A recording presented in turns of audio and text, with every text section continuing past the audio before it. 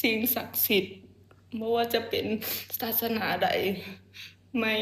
สมาปฏิญาณตนต่อทุกคนว่าไม่บ่เคยลิ้นหรือรักลมกับไอเจอรี่มาก่อนและไม่ขอเสนอได้ไหมหลงบอกว่าเราจะอยู่แห้งหนใดหรือว่าเราจะอยู่สวรรค์สั้นฟ้า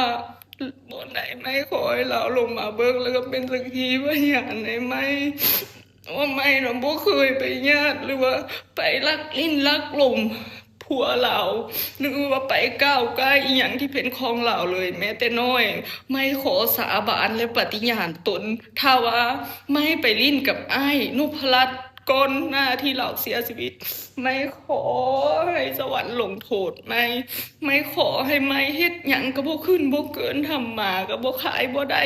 เฮ็ดหยังก็บ่มีคนมาซื้อเนาะและก็บ่มีชื่อมีเสียงในสังคมแต่ถ้าไม่บ่ได้ก้าวกายเอื้อยเพิ่นไม่บ่ได้ลิ้นผัวเอื้อยเพิ่นตั้งแต่เพิ่นยังบ่ได้เสียชีวิตไม่ขอให้คนที่ทราบแจ้งไม่ขอให้คนที่มาเว้าใส่ไม่ขอให้คนที่แบบมาด่าไม่ทุกอย่างนะย้อนกลับไปหาเขาหมดเลยเพราะว่า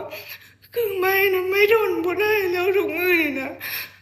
มีทุกคนมาทราบมาแซงไม่ได้แบบไม่บ่ได้เห็นแบบนั้นเลย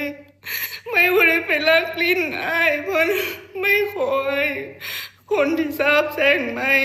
ทุกอย่างถ้าไม่บ่ได้เฮ็ดนั้นเป็นความจริงขอให้ทุกอย่างนั้นสะท้อนกลับไปหาทุกคนแล้วไม่ก็ขอให้ไม่มีชื่อมีเสียงไม่ขอให้ไม่มีแต่ความเจริญ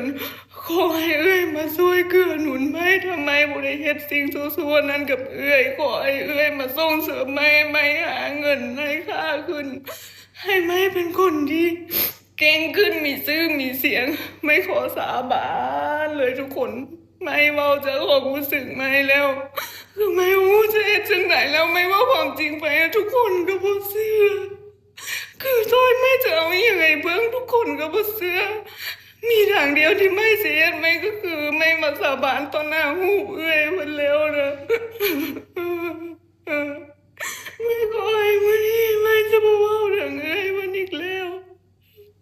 ไม่คิดว่าไม่สิบ่เว้าเรื่องแต่ว่าไม่รับกับกระแสตอนนี้บ่ไหวอีหลีทุกคนคือไม่นอนบ่ได้